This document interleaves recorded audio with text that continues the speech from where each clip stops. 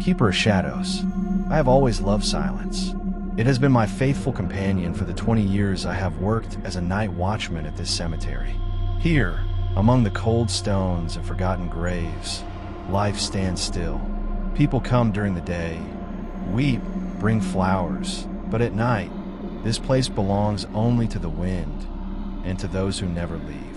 I know every path, every old cross, every leaning tombstone. This cemetery hasn't scared me in years, until I began to notice that sometimes the shadows move on their own. It started gradually.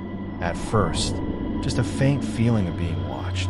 Then, a quiet whisper blending with the wind. And now I know that I'm not alone here. Shadows in the darkness. Tonight, everything was as usual. I sat in the watchman's hut, drinking tea and staring at the old surveillance monitor. The wind howled outside, making the trees creak like ancient bones. My hands trembled slightly, though it wasn't cold.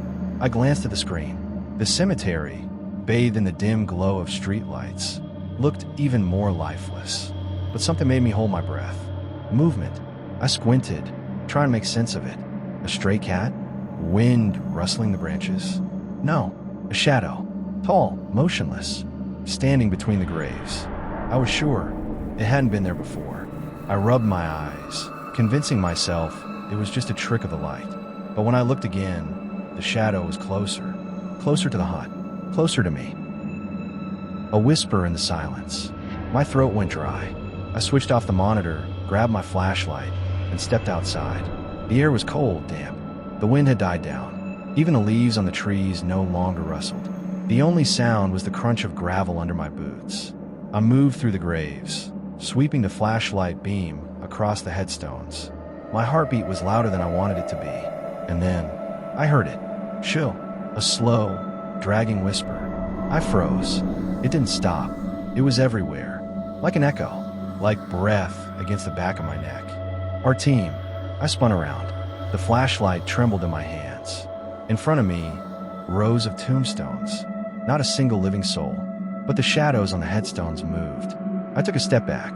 My breath caught as the beam of light swept over a lone stone cross. My eyes locked onto the inscription, and my heart nearly stopped. My name was carved into the stone. Artem Stepanovich Kovalenko. The birth date was correct. The date of death. Today. First signs of the supernatural. I don't know how long I stood there, staring at my own name carved into the cold stone. A chill crept under my skin. Not the kind that comes from the night air, but something deeper. Something that grips your heart and won't let go. I forced myself to look away. Was this some kind of sick joke?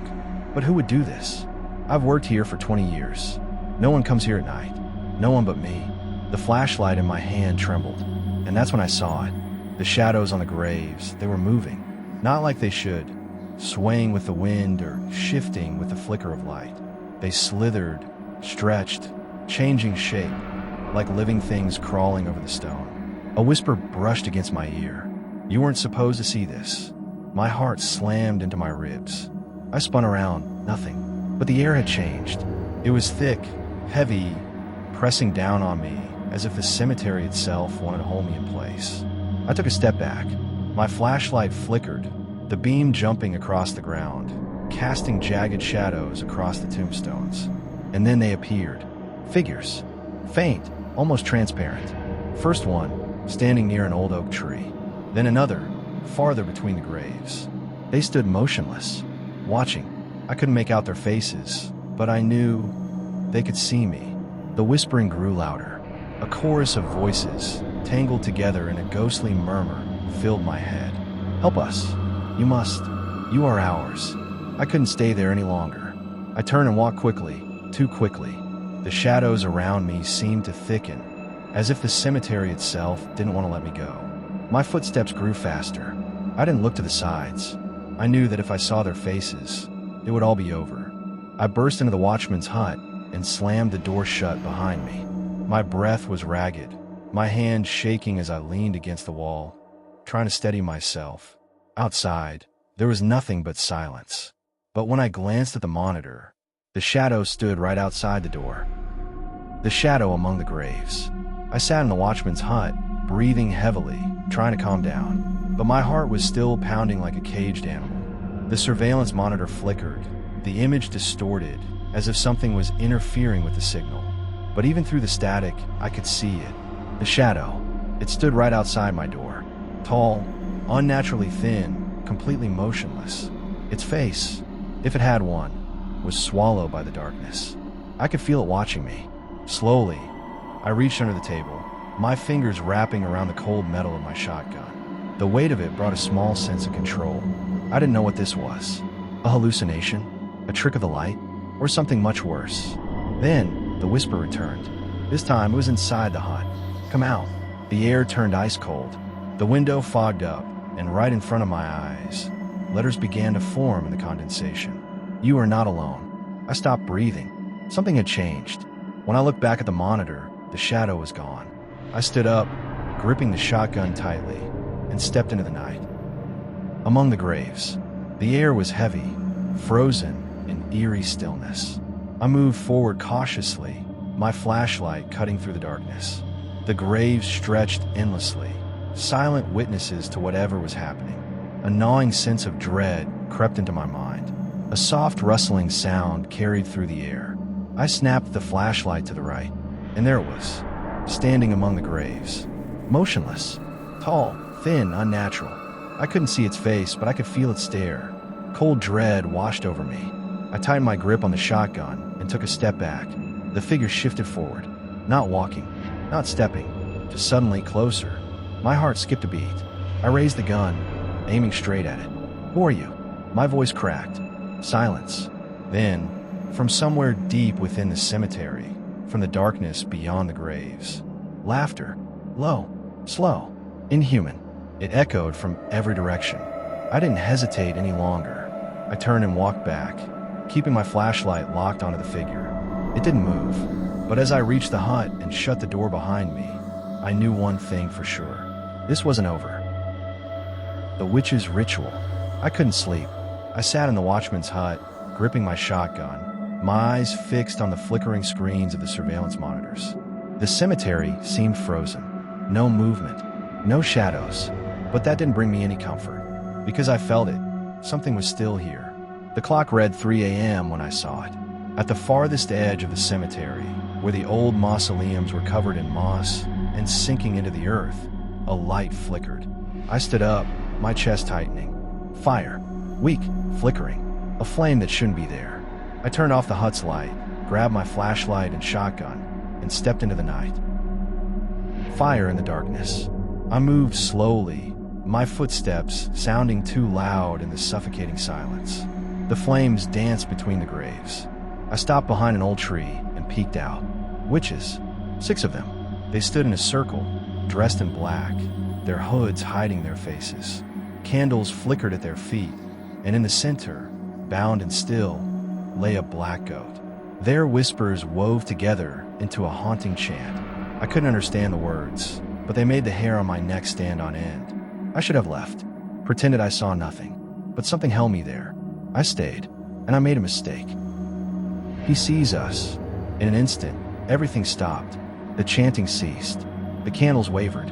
One of the witches snapped her head around, straight at me. He sees us, she hissed. Her voice was not human. Low, ragged, like something pulled from the depths of a grave. I felt ice crawl through my veins. Then, a sudden gust of wind. The candles went out. Darkness swallowed everything. And before I could even take a step, something whispered right behind me. Contact with the other world. I was paralyzed. This wasn't just fear. This was pure, suffocating terror that locked every muscle in my body, squeezed my lungs, and refused to let me breathe. The darkness around me felt alive. It coiled, twisted, wrapped around my skin like cold fingers. The whispering never stopped. You have come. You heard us. You are ours.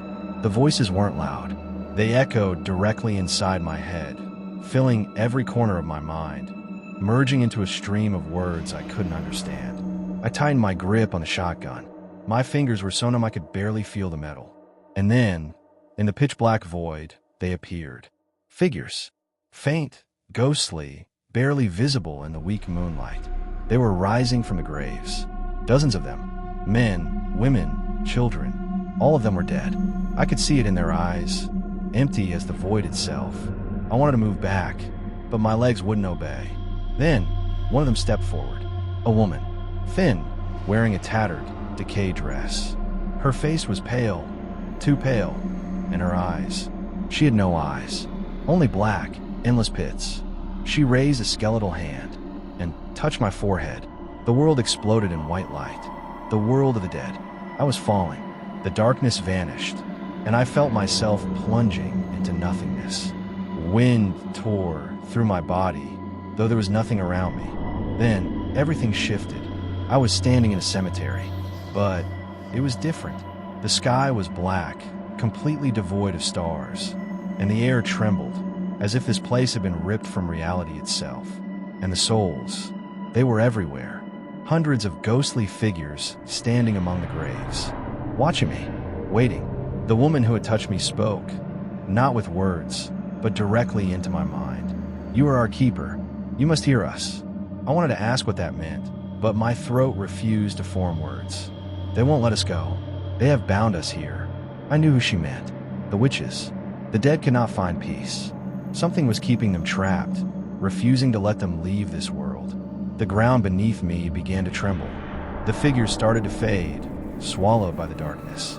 The woman reached out, trying to tell me something more, but everything suddenly vanished. I was ripped back, awakening. I woke up on the ground by the cemetery gates. My body ached. My hands were freezing, like I had been lying in ice. I had no idea how much time had passed. I pushed myself up, looking around.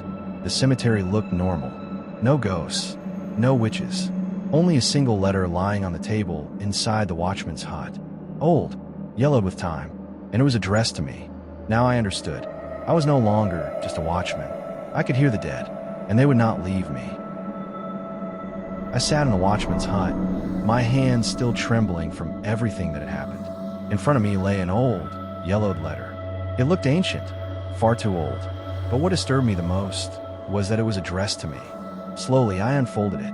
"Artem Stepanovich, if you are reading this, then you already know the truth. You are the keeper now, and they will not let you leave." My heart skipped a beat. I looked at the date, 1923. I read it again, and again. My mind refused to accept it. Who had written this? How did it get here? The air in the room suddenly felt heavy, suffocating. I felt it before I saw it. The shadow. It stood outside the window. Tall, faceless. The wind didn't move its form. It cast no reflection in the dim light. It simply stood there, waiting. The cemetery won't let me go. I grabbed my shotgun and stepped outside. The wind howled, and for a moment, I swore the very graves themselves were whispering my name. The shadow did not move. I took a slow step forward. "What do you want?" My voice barely sounded like my own. Silence. Then, the same whisper I had come to fear. "You already know." Flashes of images fill my mind. The witches, their ritual, the souls, trapped here, unable to leave. And me. I wasn't just a witness. I had become part of this place. I can never leave. My legs felt weak. My chest tightened. I lowered the shotgun. The shadow faded into the wind. The last shift. By dawn, I stood at the gates of the cemetery. Everything looked the same. The same crosses. The same paths.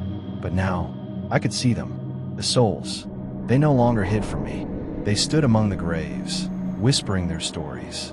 I closed my eyes, took a slow breath of the cold morning air. I knew I would never leave, because the cemetery had found its new keeper, and that keeper was me.